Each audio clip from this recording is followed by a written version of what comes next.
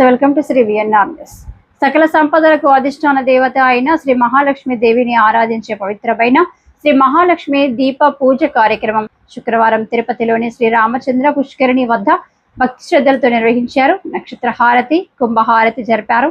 ఈ సందర్భంగా TTD JEO Sarath మాట్లాడుతూ శ్రీ వెంకటేశ్వర భక్తి ఛానల్ ఆధ్వర్యంలో నిర్వహిస్తున్న శ్రీ మహాలక్ష్మి దీప ధూప పూజ భక్తులతో ఆధ్యాత్మిక చైతన్యాన్ని పెంపొందిస్తుందని అన్నారు.